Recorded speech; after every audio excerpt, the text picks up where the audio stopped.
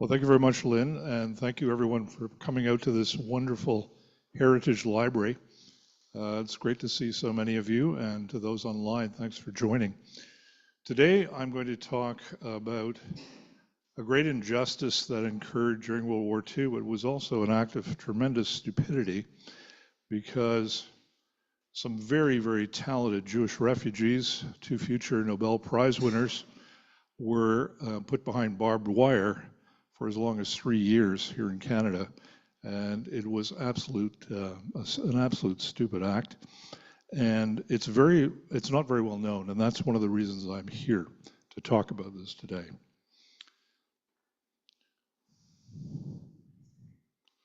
So do I have to? So we're just fixing up some things here. There we go. Can everybody please remember to put your cell phone on silent? Would appreciate that.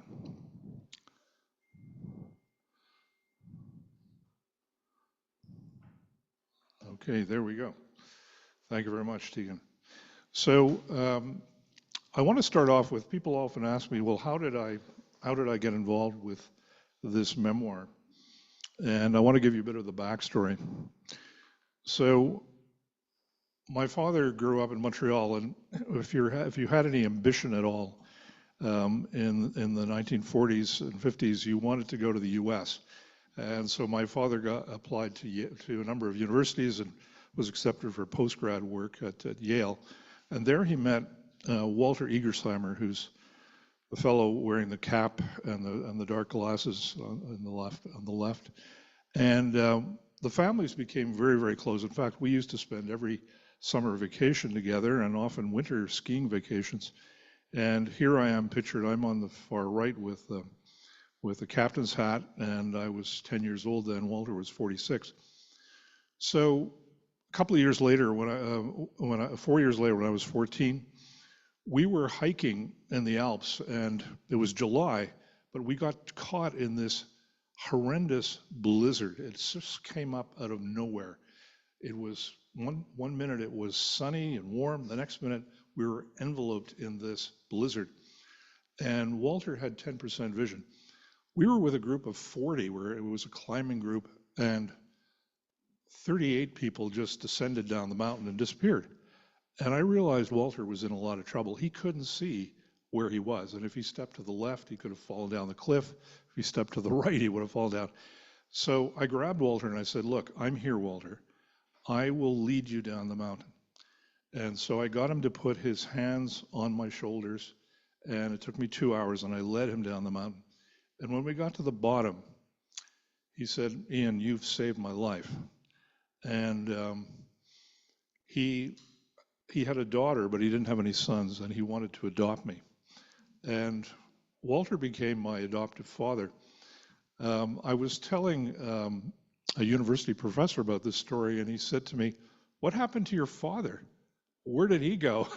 And my father took off down the mountain. He looked after himself. And he just abandoned his best friend, Walter, and me, his eldest son. So we became very, very close. And whenever I had a question about, hey, what am I going to do with my life? The person I would phone was Walter. He was a fascinating person. He trained as a doctor, as a pediatrician. He loved children. And when he totally lost his sight, he went back to university and trained as a psychiatrist. And he had been through an intense Freudian analysis, which takes a year. And he knew himself. He knew every emotion. He could analyze what he was doing. And I found he was the most insightful person I've ever known, and very much in control of his emotions.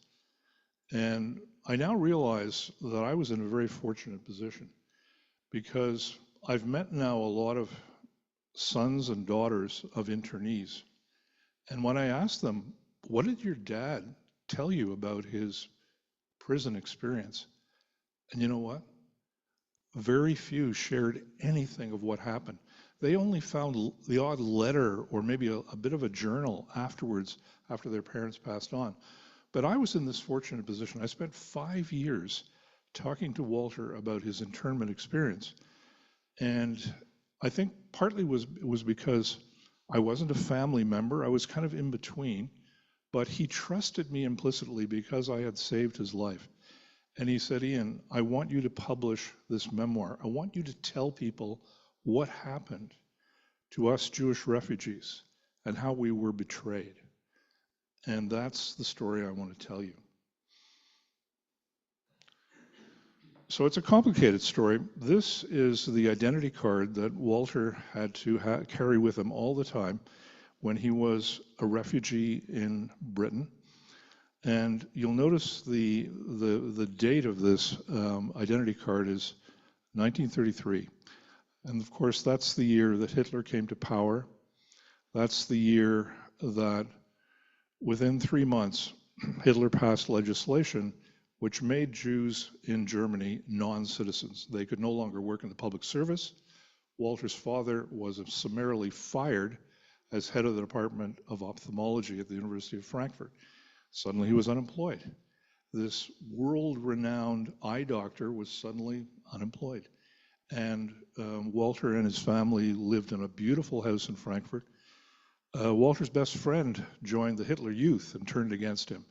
So the neighbors of the Igersheimers turned against them and betrayed them and started collaborating with the brown shirts.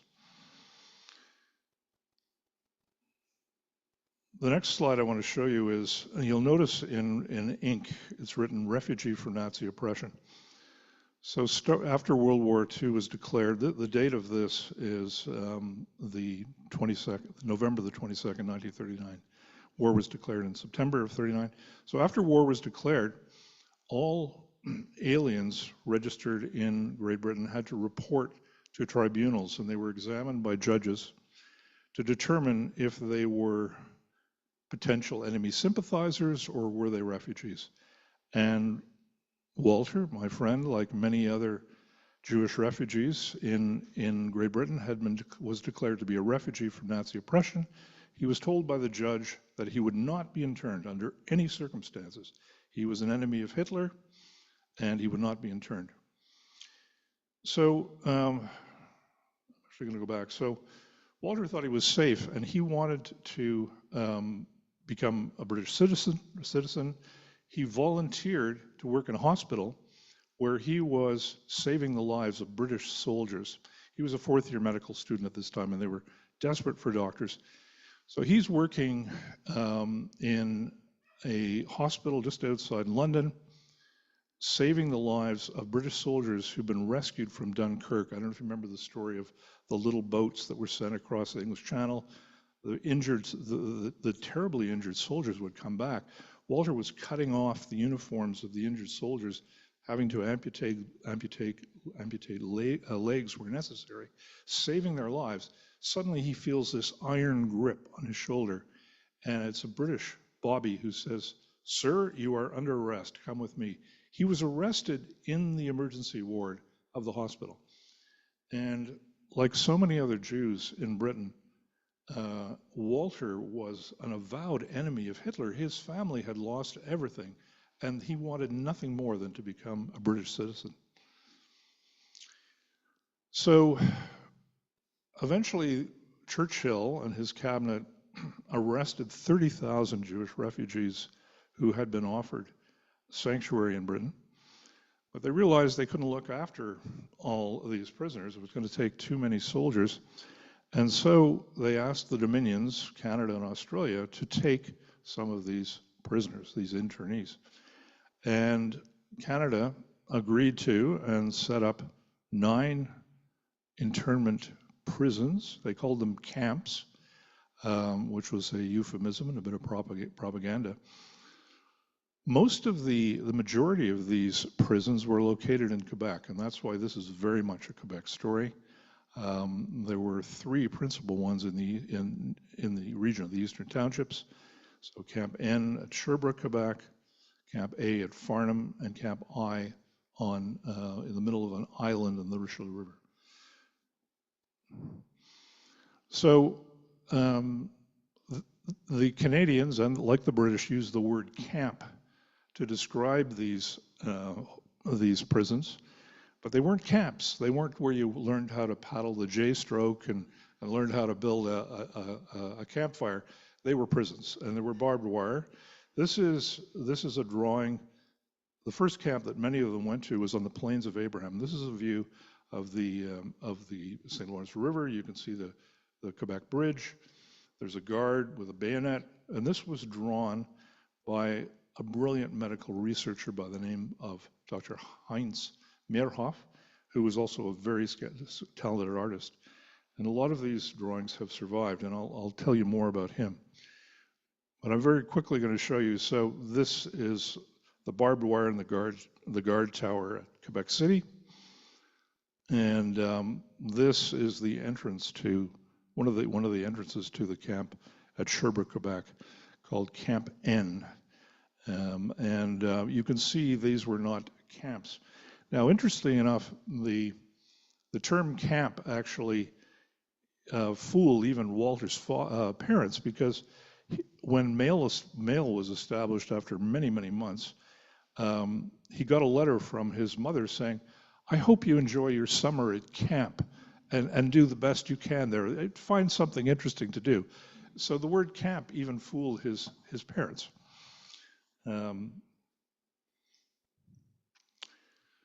So one of the legal conundrums here is how the status of these internees kept shifting all the time. So originally Britain took them in as refugees, and you've probably heard of the Kinder transport. There were boys as young as 16 and 17 who were sent by train from Germany and Austria and granted refuge in Great Britain. So originally they were refugees. Then suddenly there was a lot of pressure from the right-wing tabloid press in Britain, and in 1940, Winston Churchill caved and started labeling them dangerous enemy aliens. So anybody who held a German passport, whether you're Jewish or not, you were suddenly a dangerous enemy alien. And so these dangerous enemy aliens were shipped on prison ships to Canada, and they were crammed into these ships. And the genuine Nazi officers actually got staterooms with plenty of air on the first deck, and the Jewish refugees were put down in storage where there was foul air. They were rarely allowed to get any fresh air. The conditions were just horrible. And one of these prison ships was torpedoed by a German U-boat, and 600 lives were lost. And it was only then that Labour MPs in the British Parliament started to question this whole scheme to ship these this mixture of Nazi officers and genuine Jewish refugees to Canada. Once in Canada, the government of Mackenzie King did something very sneaky. They passed regulations under the War Measures Act, and they created two classes of prisoners of war. And Canada was the only country that did this.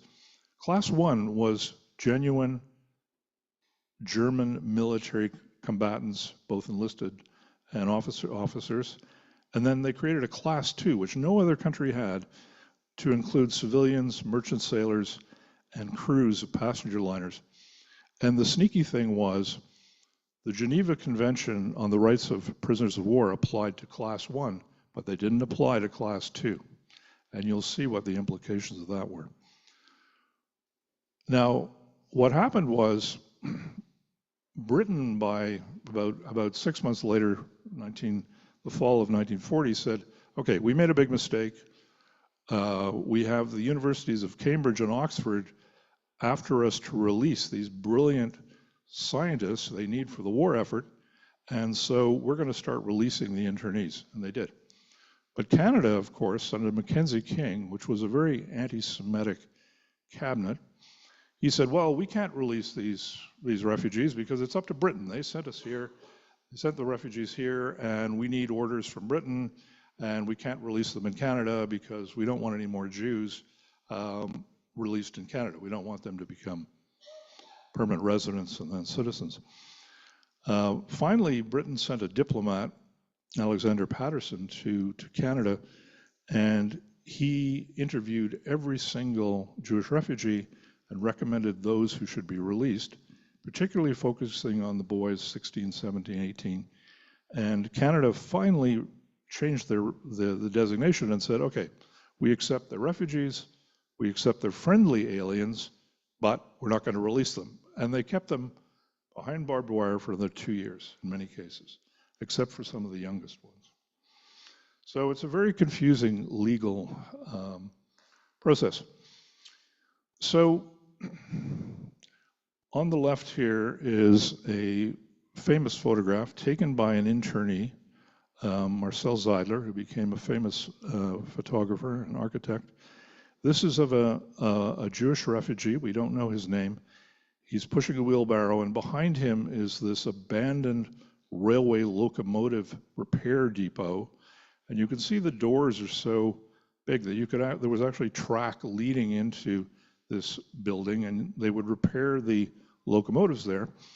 And there were deep pits in the floor of this building so that the mechanics could lubricate and repair the trains and the locomotives. So here's the story. You had 1,200 Jewish refugees were shipped by rail to this railway depot just outside of Sherbrooke. It's actually only 10 minutes outside of Sherbrooke. They arrived there. This abandoned railway depot is surrounded by barbed wire. There's watchtowers, but the roof of this building was leaking. The windows were broken. There were no beds inside. There was no kitchen. There was no infirmary. All of these things are mandated by the Geneva Convention for prisoners of war. And there was no food. There was a couple of crates of apples. So the Jewish refugees had to look around. They realized, okay, we can't live here. And they went on strike. And the strike lasted for several days. And finally, the refugees had elected a leader, and they met the camp commandant. And the camp commandant said, well, look, if you don't cooperate with us, we're just going to starve you out. We're not going to feed you at all. And there was a military intelligence officer from the Black Watch who intervened, and he was a bit smarter than his commandant. And so he went and met with the Jewish refugees separately and said, look, you're not going to win this one. Why don't you volunteer to help to make this railway depot into a livable space?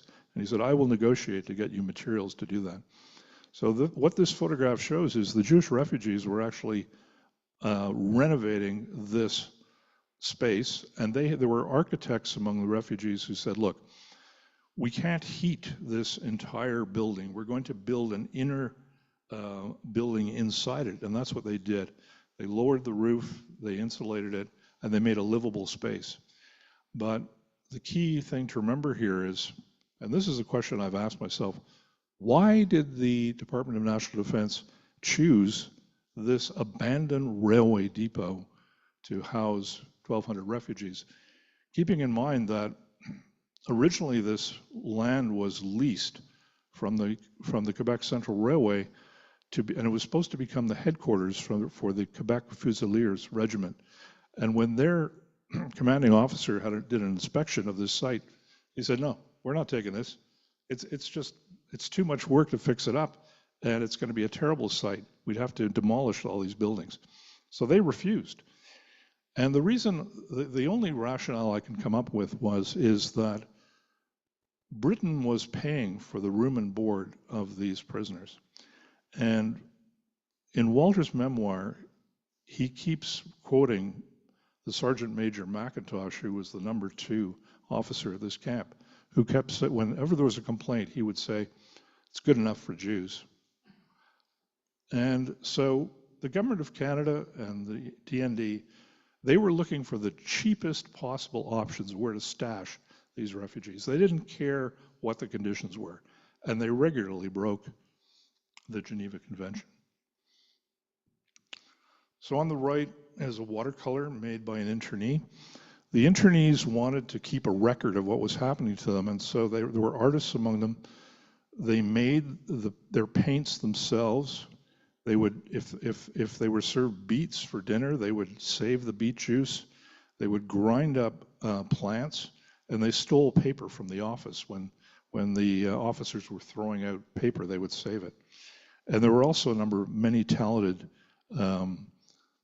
artists or caricaturists among the internees. And so on the lower right, there's a caricature, and you'll notice that the internees were forced to wear prisoner of war uniforms. Even in Britain, the internees were not forced to wear prisoner of war uniforms. And the British diplomat Alexander Patterson, when he came over to Canada and started interviewing the Jewish refugees, he described their uniforms this way. He said, "You have given some of the top scientists in Britain clown suits to wear." And he recommended that the Canadian government stop this practice of forcing the internees to wear these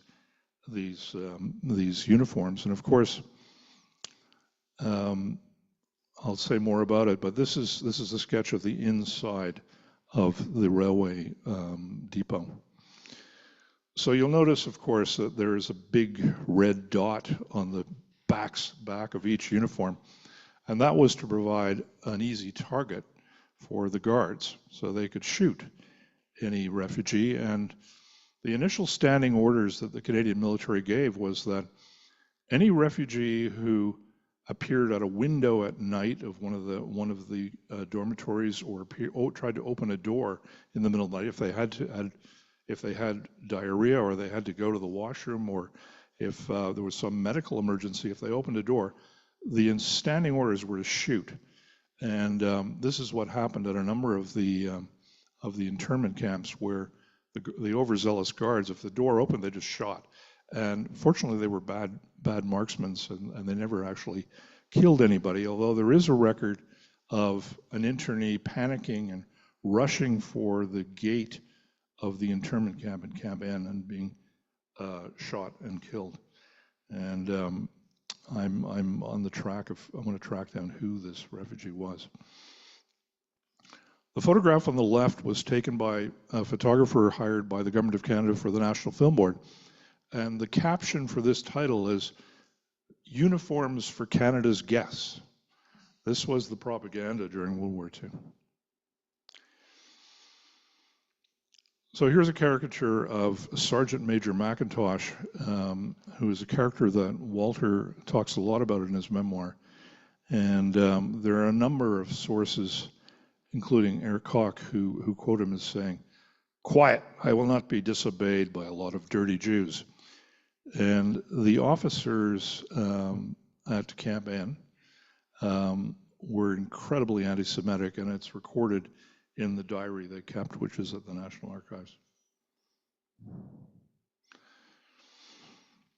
So the townspeople of Sherbrooke became quite curious as to what was going on behind barbed wire, and some of the ladies would stroll by the internees and taunt them, essentially.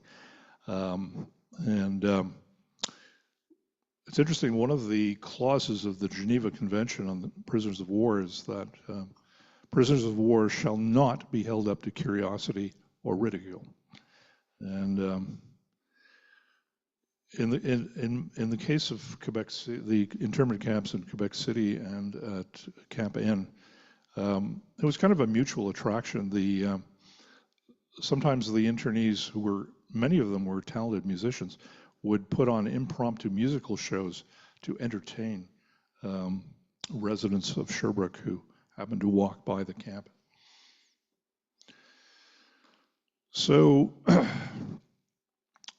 the Sergeant Major McIntosh had this brilliant idea that he would find some worthwhile work for the internees to do to keep them occupied. Keep in mind, one of the internees was one of the world's leading nuclear physicists who went on to work on the Manhattan Project. But what kind of work did they find for the internees? Here they are repairing shoes and boots for Canadian soldiers. This is the kind of work they found for them. And they were paid 20 cents a day, later increased to an amazing 30 cents a day. And one of the reasons that the internees did this work at all was because you probably know from your parents and grandparents, they were all addicted to cigarettes. And so they would use their 1 cent tokens to buy cigarettes in the canteen. One of the highlights that Walter talks about is hockey. And I try not to think about hockey because the Maple Leafs just got eliminated from the playoffs. But Walter, of course, knew nothing about skating or playing hockey, but he learned from from the guards how to build a rink and how to skate and how to play hockey. And this proved to be one of the highlights. And one of the things that Walter always told me was that the guards were generally, once they got to know the internees, they realized they weren't dangerous. They weren't, they thought they'd been told they were these dangerous German sympathizers and they were going to try, if they could escape, they would just shoot Canadians. But he realized that they were civilians. Many of them were doctors, professionals. They were not a danger. It was the officers at Camp N who harbored this incredible anti-Semitism towards their prisoners.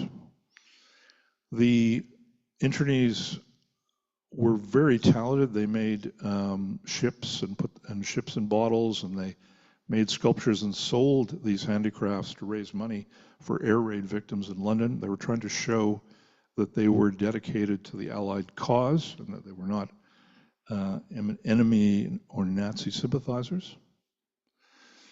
The men ranged in age, well, they ranged in age from boys 16 to men as old as 60. Many of them were just snatched away from their families. They missed their girlfriends and wives terribly. And this caricature is quite accurate because you'll notice there's a prisoner of war uniform hanging from the bed. The bunk beds that the Canadian government supplied were incredibly flimsy. They were very narrow bars of steel. And one of the things I find about Walter's memoir is that he is incredibly honest about everything that happened to him. And he talks about how the daily routine was at night there would be an inspection. If the guards or the commanding officer found that somebody had folded their towel not quite precisely, or if somebody had hidden an apple in a shoe or a boot, they were sentenced to 28 days of solitary confinement.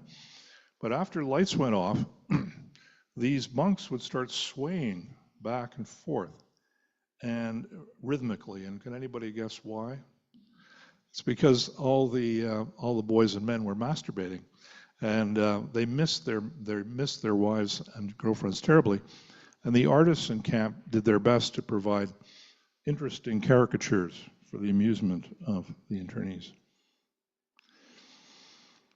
So I wanted to situate where Sherbrooke is. It's about an hour and 40-minute drive east of Montreal.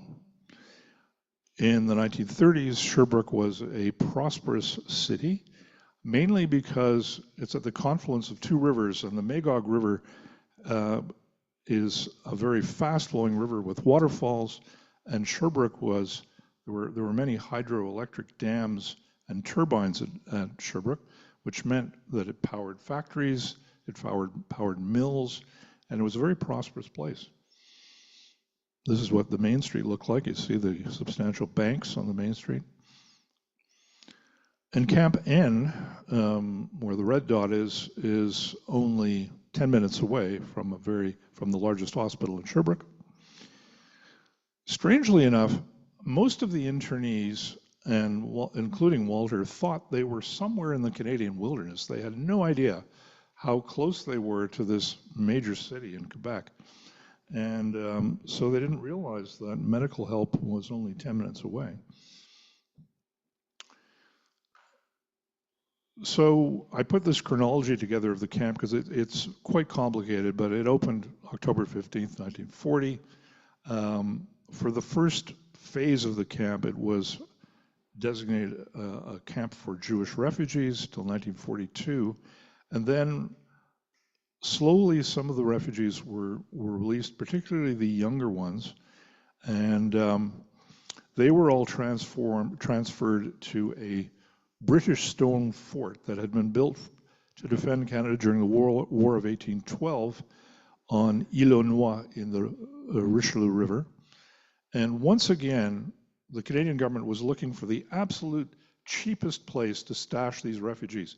Because, think about it, this fort had not been occupied since 1870. So here we are, 70 years later. It was mainly inhabited by bats and rats, and there was no electricity. And the Canadian government decided to transfer the remaining Jewish refugees from Sherbrooke to what they called Fort Lennox in the middle of the Richelieu River. And this location was freezing in the winter. It was also cut off for many months of the year because in the fall, the ice wasn't strong enough to transport sleighs across the river, and the same in the spring. So once again, remember what I said at the beginning, the British government was paying the Canadian government to house and feed the refugees. So the Canadian government was looking for the cheapest possible way to stash these refugees so they could just collect the money.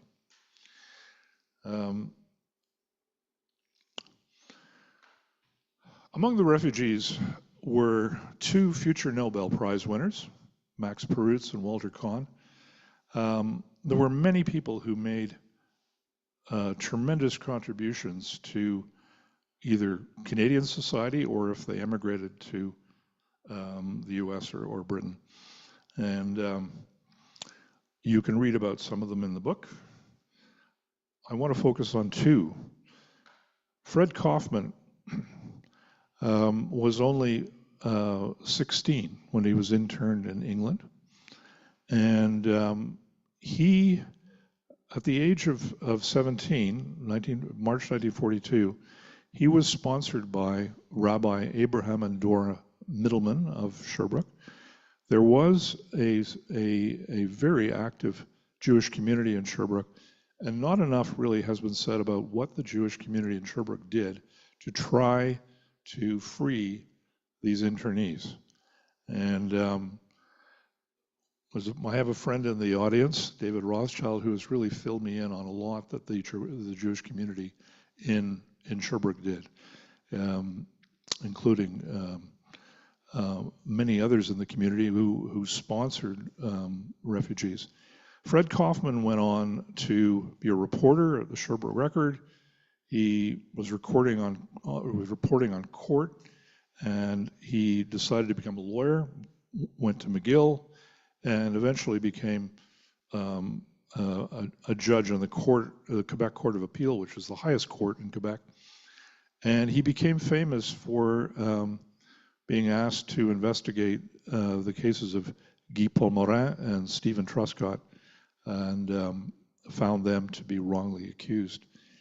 And I would really recommend his memoir, In Search of Justice, because in his memoir he notes that because he was wrongly accused of being a Nazi enemy sympathizer at the age of 16, by the way, he was very attuned to the rights of accused and to investigating whether charges laid against individuals were actually true.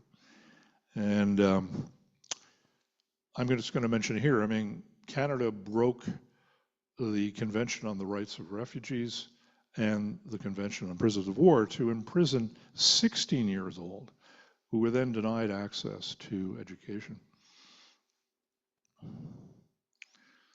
One of the tragic cases in Sherbrooke is the case of Dr. Heinz Meerhoff. He was described as a brilliant medical researcher. He studied the lymphatic system in the 1930s when very little was known about it. He discovered a number of key hormones that control the lymphatic system. And he was awarded an MD degree at the University of Rome. He sought refuge in Italy, and then of course when Mussolini started enacting measures against Jews, he had to flee and was given refuge in Britain and was immediately hired by Cambridge and brought on staff as a full-time researcher. So Dr. Meyerhoff started getting intense pain in his abdomen. He diagnosed that he had a perforated ulcer. He went to the medical officer in the Canadian Army at Camp N, and he said, look, I need an operation, an emergency operation right away. The doctor said, well, I don't know, it could be stomach ache, maybe something you ate. Let's just give it a couple of days. Well, 2 days later, Dr. Meyerhoff was dead.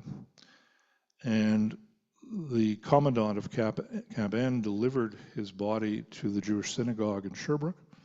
The Jewish community rallied together. They held a proper service and burial for Dr. Meyerhoff. And his gravestone, which they paid for, is in the Jewish cemetery in Sherbrooke. And one of the things that David Rothschild and I want to do is honor Dr. Meyerhoff's memory, and we want to name a prominent walking trail in Sherbrooke after Dr. Meyerhoff. This is what the Camp N eventually looked like. You can see where the old railway locomotive buildings were and the larger expanded dormitories. There's only one building left from this era that still survives. It's now being used, because the roof is so high, it's being used as a bus repair shop where they repair school buses and luxury buses. Walter managed to